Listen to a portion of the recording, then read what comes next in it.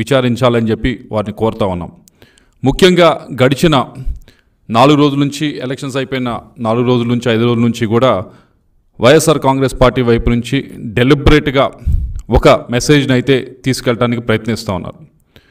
దాంట్లో మొదటిది ఏదైతే ఈ పల్నాడులో జరిగిన గొడవలకి కారణం ఇదేదో ఒకసారి కాదు, దాదాపు 4-5 సార్లు ఇది సాక్షి మీడియా పేపర్లో వేయటం జరిగింది. చాలామంది ఎమ్మెల్యేలు దీని గురించి మాట్లాడటం కూడా జరిగింది. దాంట్లో మొట్టమొదటిది ఎక్కువగా మాట్లాడుతూ ఉంది ఏమిటంటే, దీని గురించి కూడా విచారణ చేయాలని సిట్ వారిని కోరుతా ఉన్నాం. మొట్టమొదటి మాట్లాడుతూ ఉంది ఏంటంటే, నాకు అక్కడున్న ఎస్పీ గారు ఎలక్షన్ సమయంలో బిందు మాధవ్ గారు ఎవరైతే ఉన్నారో వారికి వారి ఫ్యామిలీతో మాకు ఏదో పరిచయం ఉన్నట్లు, మేమేదో చాలా దగ్గర స్నేహితులు అన్నట్లు, వారి భార్య మా భార్య ఏదో దగ్గర స్నేహితులు అన్నట్లు ఏదో దీన్ని డెలిబరేట్గా ఈ మెసేజ్ని ఒకసారి కాదు దాదాపు 4-5 రోజులుగా దీన్ని పంపిస్తూ ఉన్నారు. ప్రతి చోట కూడా ఇది పబ్లిష్ చేస్తూ ఉన్నారు. దీన్ని సిట్ వారిని కోరుతా ఉన్నాం, మా వైపు నుంచి క్షుణ్ణంగా పరిశీలించండి, మా కాల్ డేటా తీసి పరిశీలించండి. వాళ్ళ కాల్ డేటా మరి అధికారి కాబట్టి అది మీ చేతిలో ఉంటుంది. మా వైపు నుంచి మా కాల్ డేటా, మా చుట్టుపక్కల ఉన్న వారి కాల్ డేటా ఏదైతే ఉందో వాటిని తప్పకుండా తీసి పరిశీలించాలని చెప్పి కోరుతా ఉన్నాం. ఏదైతే ఎస్పీ బిందు మాధవ్ గారి ఫ్యామిలీ పైన ఏ విధంగా ఏదో నిరాధారమైన ఆరోపణలు చేస్తూ ఉన్నారో, ఏదో మాకు వారికి సంబంధం ఉందని, ఇది పూర్తి అవాస్తవం.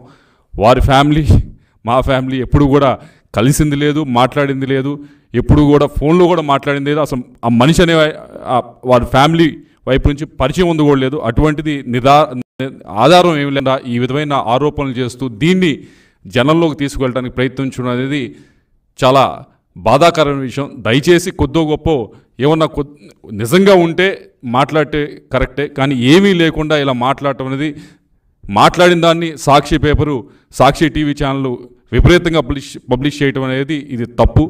దీని గురించి దయచేసి సిట్ వారిని కోరుతా ఉన్నా. నేను మామూలుగా అయితే ఏదో దీని గురించి తప్పించుకొని చేయొచ్చు, అలా కాకుండా నేనే సిట్ వారిని లెటర్ రాస్తా ఉన్నా. అయ్యా, మా ఫ్యామిలీ వైపు నుంచి కానీ వాళ్ళ ఫ్యామిలీ వైపు నుంచి కానీ ఏమైనా పరిచయం ఉంటే దయచేసి ఇప్పుడు కాదు, ఈ నెల రోజుల నుంచి కాదు, గడిచిన 4-5 సంవత్సరాల నుంచి ఏమైనా పరిచయం ఉన్నా, ఇప్పుడు నేను కలిసినా, ఇప్పుడు నేను ఫోన్లో మాట్లాడినా దయచేసి అది బయట పెట్టాలని చెప్పి కోరుతా ఉన్నాను. ఇంతకంటే ఓపెన్గా ఎవరు కూడా ఛాలెంజ్ చేయలేరు, అంత ఓపెన్గా నేను ఛాలెంజ్ చేస్తూ ఉన్నాను.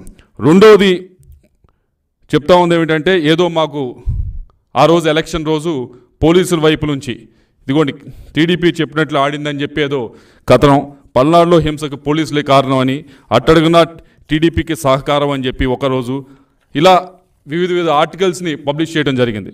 అయ్యా, మేము ఎలక్షన్స్కి 15-20 రోజుల ముందే దానికి సంబంధించిన ఆఫీసర్స్ అందరికీ కూడా ఎస్పీ గారు, ఐజీ గారు అందరినీ కూడా కలిసి మా వైపు నుంచి ఒక లెటర్ ఇవ్వడం జరిగింది. ఇదిగోండి మేము ఐడెంటిఫై చేసిన ఈ 140 నుంచి 150 సెన్సిటివ్ బూత్స్, ఇది ఓపెన్ లెటర్, ఇదేమి దాచేది కాదు, మీరు చెక్ చేసుకోవచ్చు. ఇది నేను పబ్లిక్గా మీడియాకు కూడా ఇస్తున్నాను, యూ క్రాస్ చెక్ ఇట్.